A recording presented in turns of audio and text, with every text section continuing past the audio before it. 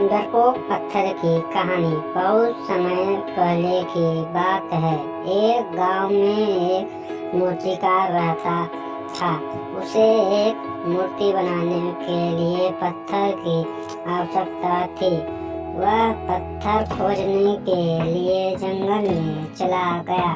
वहाँ पर उसे एक अच्छा और सुंदर सा पत्थर मिल जाता है जिसे मूर्ति का आकार देना बहुत ही आसान था। वह इस पत्थर को देखकर खुश हो जाता है और उसे उस पत्थर को उठाकर अपने साथ अपने घर ले जाने लगता था। जब उस रास्ते में आ रहा होता है तो उसे पत्थर मिल जाता है। मूर्तिकार उस पत्थर को भी अपने साथ ले जाता है।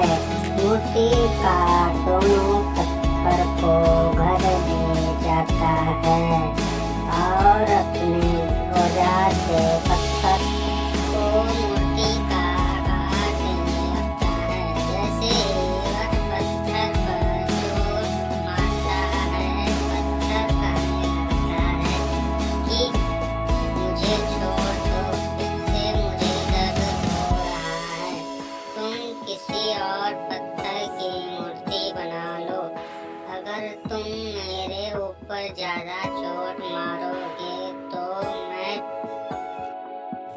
टूट कर बिखर जाऊंगा। पत्थर की यह बात सुनकर मूर्तिकार को उस पर दया आ जाती है और वह उस पत्थर को छोड़ देता है और दूसरे पत्थर की मूर्ति बनाने लग जाता है।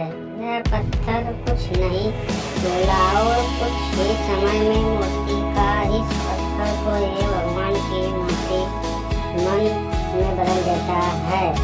भगवान की मूर्ति बनने के बाद गांव वाले उस मूर्ति को लेने के लिए आते हैं।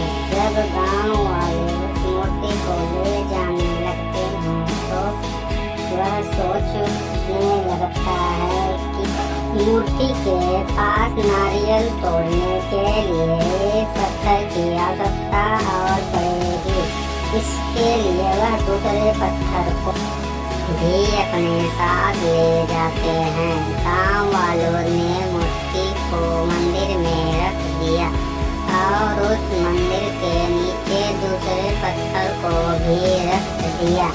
जब मंदिर में लोग पूजा करने के लिए आते तो वह मूर्ति पर दूध चढ़ाते और फूल की माला डालते और नीचे रखे पत्थर नारियल को फोड़ते।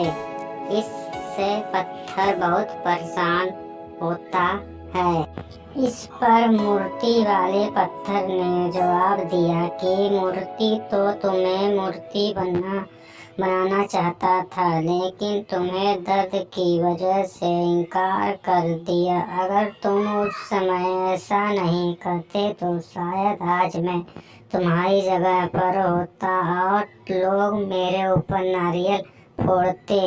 लेकिन तुमने शुरुआत का दर्द सहन नहीं किया और तुमने आराम का रास्ता चुना, जिसकी वजह से अब तुम्हें दर्द सहना पड़ रहा है।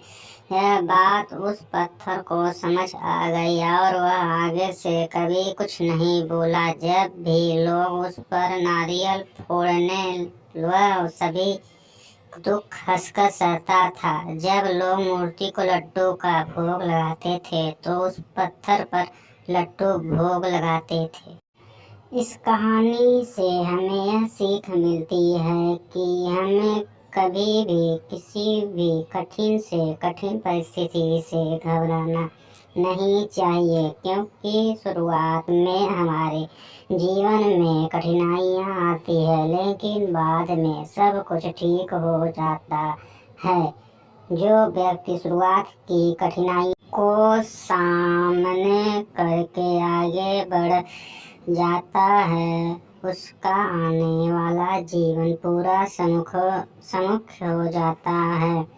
लाइक एंड सब्सक्राइब करें हमारे चैनल को।